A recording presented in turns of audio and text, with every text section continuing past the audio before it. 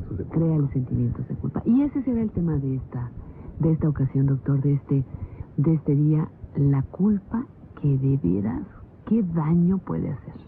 Sobre todo en el puente Lupe Reyes, señor. ¿Por qué?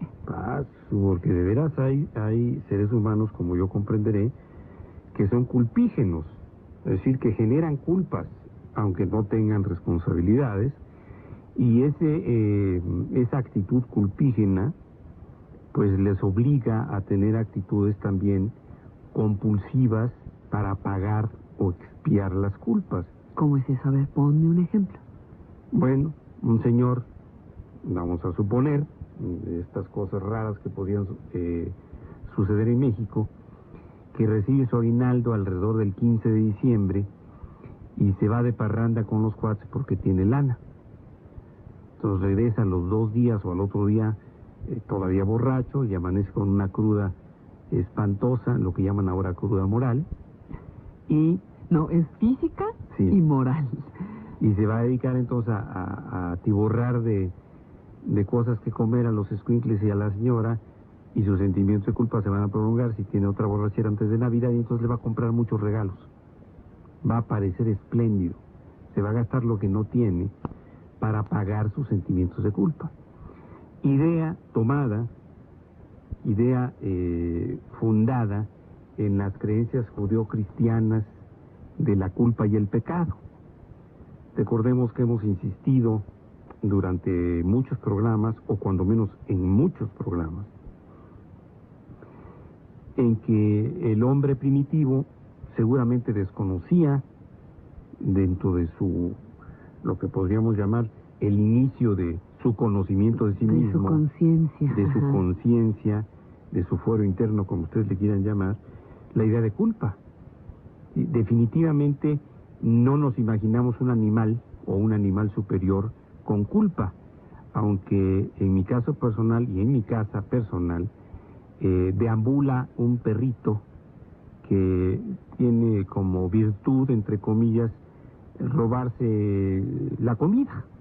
Se trepa donde sea y me guardaron un pedazo de rosca de Reyes muy rico el otro día y llegó el Dodi, se llama Dodi Alfayed, el perro. Ay, Dios. Y el Dodi llegó y Dodi Alfayed, me suena. Entonces fue a esconder el pedazo de rosca debajo de una cama y ahí se estuvo escondido, sabiendo que había hecho mal, o intuyéndolo, no sé, pero la conducta del perro fue muy curiosa.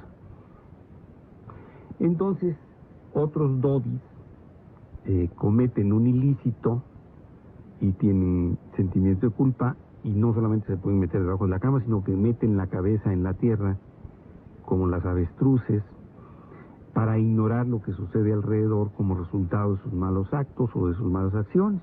Sus malas decisiones. Eso fue, con el desarrollo de la conducta humana a través de la historia, capitalizado y aprovechado de manera genial por la industria del perdón. Han ustedes de saber que a mí se me ha ocurrido desde hace muchos años denominar a las iglesias la industria del perdón. A una en particular. Sí, a una en particular, la Iglesia Católica, Apostólica y Romana, que ha hecho de la culpa y el pecado un enorme negocio en el que pues todo el Fausto, la pompa, el poderío, esas maravillosas construcciones y esa arquitectura aparentemente sobria, pero llena de dorados y riquezas por dentro, pues han sido producto, desde luego, de el negocio que se establece entre el perdón y la culpa, o viceversa. Entonces la culpa es un fenómeno creado, es un fenómeno aprovechado, es un fenómeno capitalizado, y muy bien capitalizado, desde luego en las sociedades utilitaristas del mundo capitalista de los últimos, cuando menos, siglo y medio. Sí, una mala decisión, una mala acción, quizá, no mala en cuanto a concepto moral, sino una decisión equivocada. Y por otro lado, hay una serie de culpas creadas falsamente para facilitar el manejo de las personas. La culpa, por ejemplo, no pagué impuestos y ahora tengo una multa. pagas una culpa. No revisé el automóvil y se le acabó el aceite. Es una culpa, No me pues puse el real. condón y embaracé a mi novia. No, exacto, y vamos subiendo, ¿no? No me puse O no condón. le exigí a mi novio que se pusiera condón y ahora no sé qué hacer. No, pues me contagió de SIDA. Porque confiaba yo en mi esposo y pero como que van siendo diferentes niveles de culpa. A que se suicidó tu hermana, pues tú eres la culpable. Así O sea, son diferentes tonos de culpa, ¿no, Ernesto? Así ¿Podrías es. hablarnos de esto? Claro que sí. Mira, a lo largo de los estudios antropológicos y arqueológicos y algunas conductas palpables, visibles y después descritas por los historiadores en la antigüedad, pues hemos visto con sorpresa que no existía dentro de las culturas la idea de culpa ni la idea de pecado, sino la de temor a las fuerzas de la naturaleza. El fundamento de muchas ideas que se convirtieron después en filosofías religiosas era el temor a las fuerzas de la naturaleza, lo que podemos llamar fenómenos naturales, porque obviamente la imprevisión de los hombres primitivos las podía y las convierte en desastres ante el primitivismo de algunos, como ha sucedido en México con algunos fenómenos. Pero en la antigüedad, la idea del Dios era una explicación de lo que sobrecogía por no ser lo tocable, lo palpable, lo tangible a los seres humanos. Por ejemplo, la salida del sol, la aurora, el amanecer, el ocaso, se va el sol y no sabemos si regrese, el ciclo de las lluvias, las mareas, los temblores, las sequías, y en muchas ocasiones me imagino fundadamente que hambrunas, no había alimentos y bueno, el ser humano primitivo debe haber sufrido por un fenómeno natural como la sequía o el exceso de lluvia, su contraparte, pues de carencias, quedarse sin techo, quedarse sin algún miembro de la familia, sin posibilidades de tener alimento, etcétera. Sus sentimientos y sus emociones más primarias y sus necesidades también, valga la redundancia, primarias, como son la satisfacción del hambre, la sed, el abrigo y el sexo, que son las necesidades básicas naturales. No se hablaba de amor en aquella época absolutamente para nada. Bueno, llevaron al hombre a crear una entidad a la que pudieran dirigirse en un coloquio. Yo no puedo hablar con la tormenta, no puedo hablar con los rayos, con los truenos, no puedo hablar con la sequía, pero entonces debe haber un Dios que controle todo lo que tiene que ver con el agua. Pues entonces hay que inventar, hay que crear un Dios relacionado con el agua y después hacer subdivisiones. El Dios del agua tiene que tener una parte que esté dedicada a la lluvia, que es una parte del agua, o a las carencias de lluvia, y otra al agua corriente, el agua que viene de un manantial, el agua de los ríos. Incluso aquí los teotihuacanos tenían dos dioses relacionados con el agua. Uno de ellos era Tlaloc, el dios de la lluvia que todos conocemos, y que era también dios de la fertilidad de los suelos, y una diosa, Chalchiticue, que era la diosa del agua en movimiento. Sí, incluso el monolito que está en las afueras de Antropología, en la esquina del Paseo de la Reforma, es Chalchitlicue, o Chalchitlicue, como se debe decir en náhuatl. Entonces, si había un dios del sol, había que hablar en esta dicotomía: el dios del sol que emerge y que sale y que representa el día, y el dios en el ocaso, el águila que cae, decían también los teotihuacanos, o lo dijeron después los aztecas. Hay un dios que desciende y que también estaba representado por el planeta Venus, que tiene una trayectoria bien conocida por su brillantez y que, bueno, podían determinarla los astrónomos más primitivos. Entonces Venus también se oculta, es el águila que cae. Y así podríamos hablar ad infinitum de la cantidad de representaciones de lo mágico, del pensamiento mágico, que los temores de los seres humanos ante los eventos de la naturaleza hicieron que el hombre creara a Dios. Y después surge una idea muy curiosa que los griegos capitalizan maravillosamente. El hombre crea a Dios a su imagen y semejanza, no al revés. Porque si Dios hubiese creado al hombre a su imagen y semejanza, pues en primer lugar seríamos perfectos y además igualitos.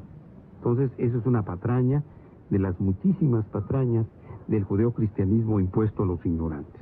Entonces, el hombre crea a Dios a su imagen y semejanza.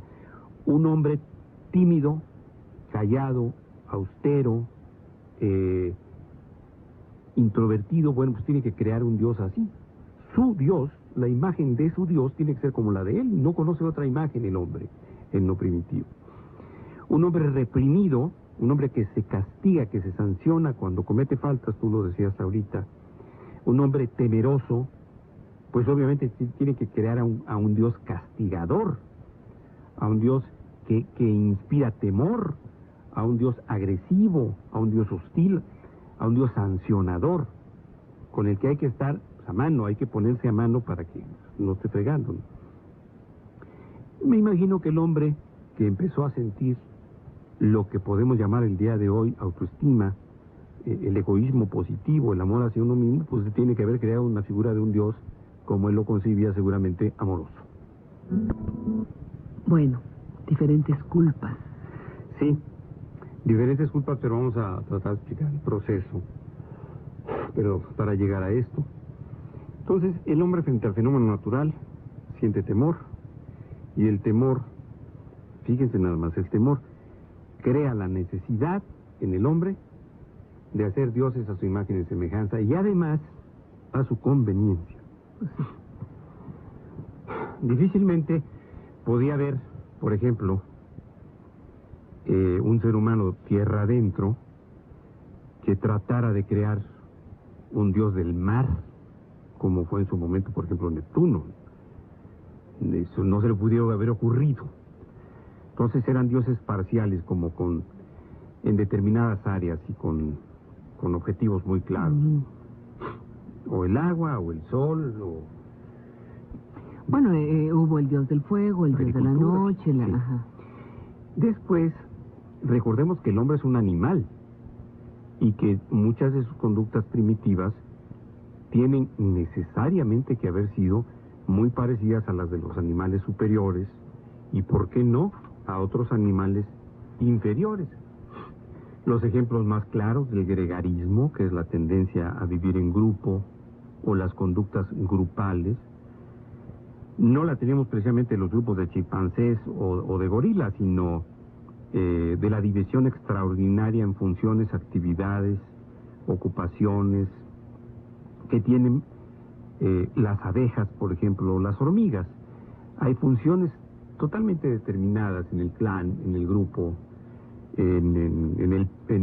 ¿cómo? No se llama, en la colmena, iba yo a decir panal, no, en la colmena o en el hormiguero, pues que uno sabe saber perfectamente bien quiénes son las obreras, quién es la mamá de Tarzán, o la reina, o los zánganos, o las obreras. Hay una división del trabajo. Sí. Antes de que existiera Engels, esto ya era un hecho. Las hormigas y las abejas ya estaban organizadas. Evidentemente, lo que hemos observado hoy en películas y documentales muy interesantes acerca de la conducta de los grandes simios, orangutanes, chimpancés y gorilas, gracias a los estudios curiosamente hechos por mujeres en los distintos sitios donde estas especies en extinción se encuentran aún en estado natural, pues han permitido ver cómo existe una serie de divisiones sociales, entre las que destaca, por ejemplo, la existencia de un líder, el más grande, el más fuerte, el que tiene más poder, el más aguerrido, el más acometedor. Estos liderazgos tienen que haber existido necesariamente en la época de la antigüedad, y el liderazgo se dividía básicamente en dos: el liderazgo externo al hogar, es decir, lo que se hace allá afuera, Sí. y que lo comandaba seguramente algún varón dotado de alguna fuerza física mayor a la de otros, y el liderazgo del hogar, el liderazgo del sitio común,